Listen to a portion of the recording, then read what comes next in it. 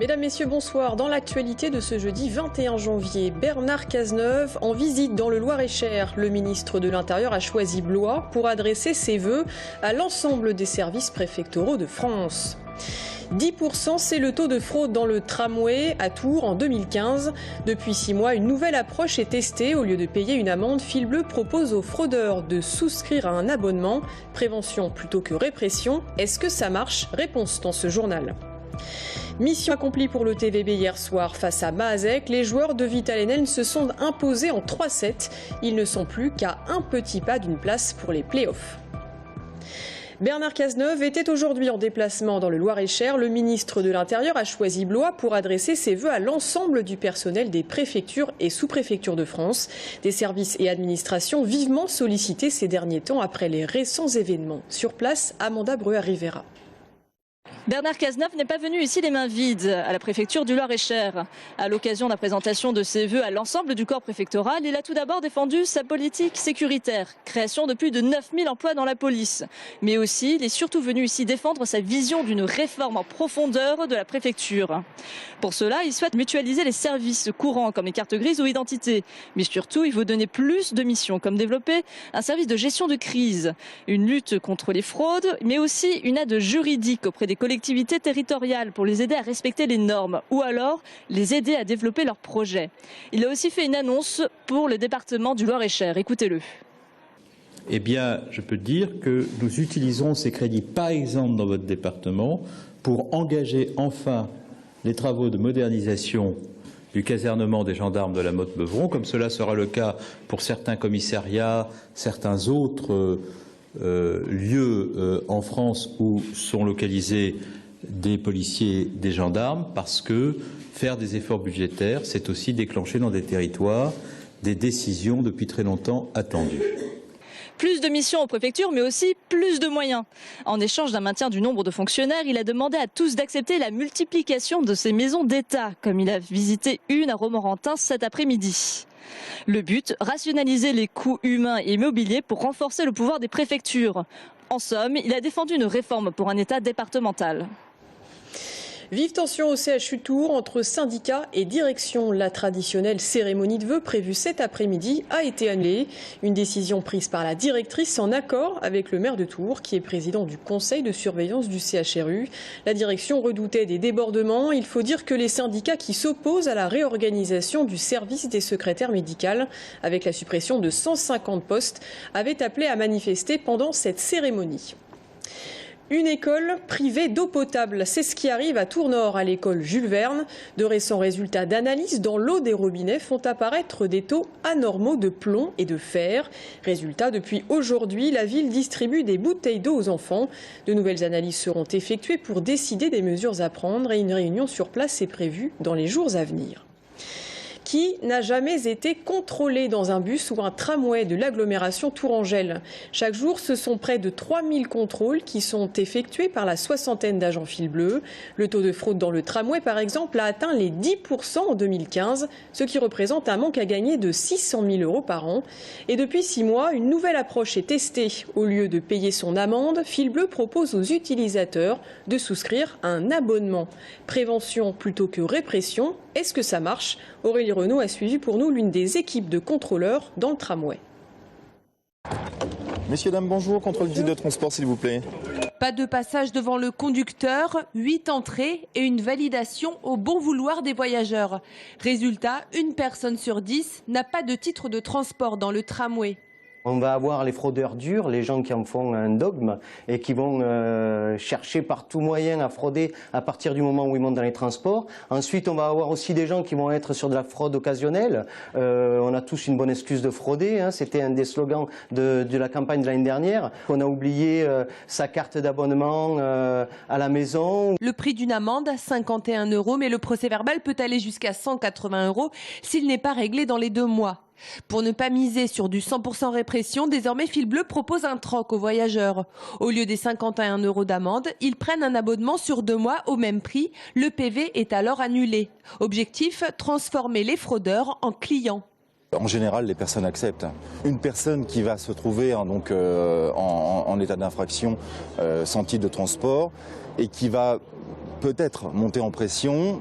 Cette forme de transaction commerciale va souvent, et dans la plupart des cas, permettre de désamorcer des situations qui auraient pu être beaucoup plus compliquées. Car il n'est pas rare que les 60 contrôleurs aient affaire à de très mauvais payeurs. Pour apaiser les tensions, l'équipe de Fil Bleu dispose d'une dizaine de médiateurs. Avec eux, pas de PV, mais beaucoup de pédagogie. C'était la première grande opération de Tours Cité de la gastronomie. Un menu unique distribué à 30 000 personnes dans tout le département ce midi. 20 000 collégiens, mais aussi des salariés dans les restaurants d'entreprise ou encore des seniors en maison de retraite. Une opération inédite en Touraine, baptisée le Grand Repas, qui avait pour objectif de mettre en avant les produits du terroir. Au menu, poule au pot Sainte-Maure de Touraine, clafoutis aux pommes et aux poires. Une initiative qui devrait être reconduite l'année prochaine. On écoute l'un des responsables du projet. Donc là, l'idée, effectivement, c'est qu'on s'est dit pourquoi un jour ne pas faire le même jour, le même repas sur tout le Val-de-Loire. Donc on en est à la première étape, c'est déjà pas mal, plus de 30 000 repas. Notre président, on s'est fixé comme objectif 100 000 repas la prochaine fois, donc vous voyez, pour que ça prenne de constance. Et à noter qu'une charte entre tous les acteurs de l'agglomération a été signée pour créer un institut des sciences de l'alimentation. Le torchon brûle entre Wilfried Schwartz, le maire socialiste de La Ruche, et Serge Babary, le maire Les Républicains de Tours. Objet de discorde, le conflit qui oppose le metteur en scène José-Manuel Cano-Lopez et la ville de Tours au sujet du Plessis-Théâtre. Wilfried Schwartz a en effet défendu l'artiste lors de ses vœux le 13 janvier dernier. Un discours que n'a pas du tout apprécié Serge Babary et qui lui a donc écrit pour le lui dire. Dans cette lettre, Serge Babary se dit stupéfait de cette façon de donner des leçons. Le maire de La Ruche n'a pas manqué de répondre à son tour au maire de Tours dans une lettre ouverte. Wilfried Schwartz dénonce l'absence de dialogue et de concertation sur le sujet, tout en insistant sur les différentes politiques culturelles menées par les deux villes. Mission accomplie pour le TVB hier soir face à Maasek. Les joueurs de Vitalainen se sont imposés en 3-7, ne laissant aucune chance aux Belges de Nuno Pinheiro, ancienne star du TVB. Hier soir, le duo Konechny-Kupkovic a fait des merveilles. Les Tourangeaux signent donc leur 4e victoire en Ligue des Champions et font ainsi un grand pas vers le play-off. Mais patience. Le déroulé du match avec Romain Delville et Amanda Breuer-Rivera. Sans répit, sans pitié et sans faillir, le TVB a dominé son sujet de bout en bout et par là même Maasek. Alors si l'on doit chercher la petite bête, elle est dans le premier set. Le TVB prend vite l'avantage à 9-5 mais se fait rejoindre à 10 partout avant d'être débordé à 12-15. Mais dans le Money Time, les Tourangeaux font le boulot. Le bloc est infranchissable à en écœurer les attaquants belges. Konechny prend les choses en main. Le TVB s'impose 25-22. Les joueurs sont un peu nerveux. Ils doivent chercher le jeu dans le jeu. Et là, ils ont fait quelques fautes trop. Mais à la fin du premier set, nous avons fait ce qu'il est nécessaire. Et après, nous avons joué très bien. Alors... Les 2 et 3e manches se concluent sur le score de 25-15. C'est dire la domination tourangelle. Le bloc défense est solide. David Konechny finit la partie à 16 points. Konstantin Kupkovic à 17. Un TVB de gala pour une soirée réussie. Je pense que c'est l'un des matchs les plus aboutis de la saison pour nous. On a été constants sur tout le match, parce qu'il ne nous était pas arrivé depuis le début de la saison. On avait des hauts et des bas. Ce soir, je pense que, mis à part un milieu de premier set où on a eu un petit passage à vide, on a été très constants. Et puis ça nous permet de voir que tout ce qu'on fait à l'entraînement, ça commence à marcher.